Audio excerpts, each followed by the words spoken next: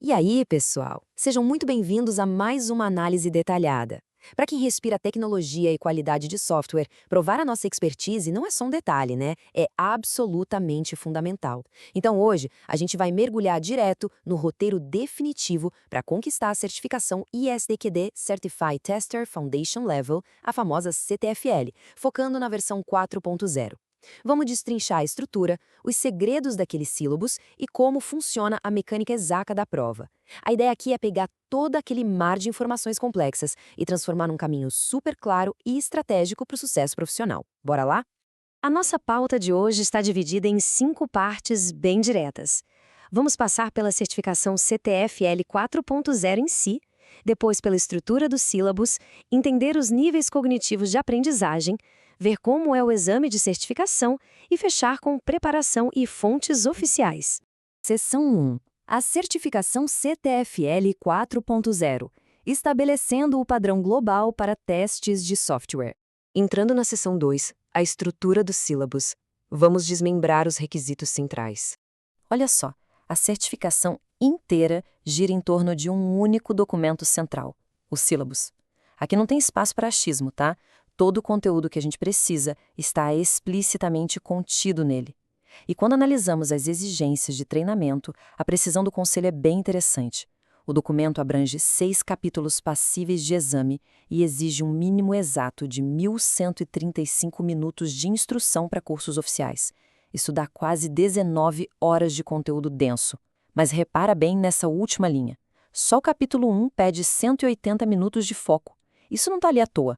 Mostra estrategicamente que os alicerces teóricos formam literalmente a base mais pesada de toda essa certificação. Mas e aí, o que preenche esses 180 minutos?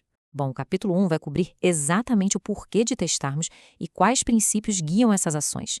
Ele exige uma compreensão super profunda do testware.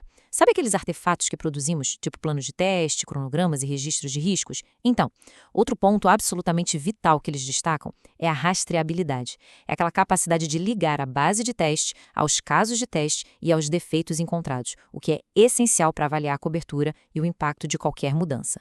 E detalhe importante, não é só sobre código. As diretrizes batem forte em habilidades humanas também, como curiosidade, atenção aos detalhes e uma comunicação clara. Depois de solidificar essa base, a gente avança para os próximos capítulos que trazem uma visão bem mais tática.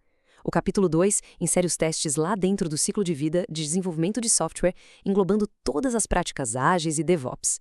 Aí vem o capítulo 3, trazendo o poder dos testes estáticos, introduzindo aquelas revisões que encontram falhas antes mesmo de rodar uma linha de código. Já o capítulo 4 é sensacional porque foca na colaboração moderna. A gente precisa dominar a escrita de histórias de usuário usando os famosos 3 Cs, cartão, conversação e confirmação, e sacar muito bem como definir critérios de aceite. Seção 3. Níveis cognitivos de aprendizagem. Compreendendo K1, K2 e K3. Saber o que estudar é sinceramente só metade do desafio. A outra metade é sacar como o ISTQB cobra isso. E é aí que o jogo muda na nossa preparação. O conselho divide a exigência mental em 3 passos cirúrgicos, que eles chamam de níveis K, do inglês knowledge, ou conhecimento. Funciona assim. O K1 exige a memorização de fatos. O K2 já pede a compreensão deles. E o K3 exige aplicar esse conceito na prática. O grande truque aqui é que cada tópico dos sílabos possui um nível K atrelado, dizendo exatamente o quão fundo a gente precisa ir nos estudos. Vamos detalhar o primeiro passo, o K1, que é o lembrar.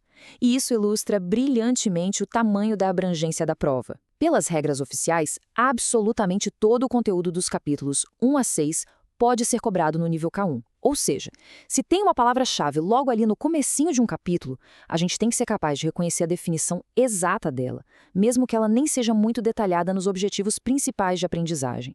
Tem que estar com a memória afiada. Agora, quando a gente pula para o K2, que é o compreender, o nível de exigência sobe. A prova vai cobrar o porquê. Vai pedir para comparar funções, classificar opções ou explicar o impacto de um cenário nos testes. Não dá mais para só decorar, é preciso explicar. Já o K3, ou aplicar, eleva a dificuldade de vez. Ele te joga num cenário hipotético, onde será necessário selecionar uma técnica e aplicá-la àquele contexto para chegar na resposta. Entender a diferença entre esses verbos de ação, tipo classificar no K2 versus executar no K3, é literalmente o que garante a aprovação. Seção 4. O exame de certificação. A mecânica e estrutura da prova. E para tirar qualquer mistério de cima dessa avaliação, guardem esse número: 40. O exame modelo da Foundation Level é composto por exatamente 40 questões de múltipla escolha. O foco principal deve ser conseguir matar essas 40 questões dentro do tempo estipulado, sem nunca perder aquela precisão analítica. E olha, o exame é 100% derivado dos sílabos. Normas externas ou livros que estão só nas referências não vão ser cobrados além do que já está resumido no documento principal. Mas tem uma pegadinha crítica aqui. As respostas podem exigir a síntese de informações baseadas em mais de uma seção. É super comum uma única questão misturar os conceitos do capítulo 1 com os processos colaborativos do capítulo 4. Eles estão testando uma visão holística do processo, combinando K1, K2 e K3 na mesma jogada. Chegamos na seção 5, preparação e fontes oficiais. Nossas estratégias para o sucesso. Com tanto conteúdo denso e perguntas complexas, saber curar o material de estudo é crucial. A internet está cheia de simulados não oficiais que podem simplesmente te desviar do foco. O documento dos sílabos e os exames de exemplo autênticos são mantidos por times oficiais dentro do ISTQB.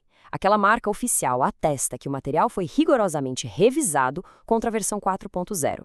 Se acabar confiando em coisas antigas da versão 3.1, por exemplo, é um caminho quase certo para errar aquelas questões mais difíceis de K2 e K3. O ISTQB deixa bem claro que provedores de treinamento podem usar os exames de amostra oficiais sob uma condição bem estrita. Os materiais têm que receber acreditação por um conselho membro reconhecido, que aqui no Brasil é o BSTQB. Essa regra não está lá de enfeite, ela exige para proteger quem vai fazer a prova. Ao escolher cursos ou resolver simulados, garantir o credenciamento da fonte é a certeza de que o vocabulário, a complexidade e a aplicação prática vão ser um espelho das condições reais do dia da avaliação. Para encerrar a nossa explicação de hoje, fica aqui uma provocação. Obter essa certificação CTFL 4.0 não é apenas colecionar mais um diploma, é sobre passar a falar uma linguagem técnica universal. Quando há uma compreensão profunda do testware e um domínio real da rastreabilidade, deixamos de ser meros executores de testes para virarmos verdadeiros engenheiros da qualidade, vitais para o sucesso de qualquer projeto de software. Estudar os sílabos, respeitar as regras do jogo e buscar fontes oficiais é o início da caminhada. Como será que dominar tudo isso vai transformar a rotina do seu próximo projeto? Muito obrigado por acompanharem essa análise até aqui e excelentes estudos!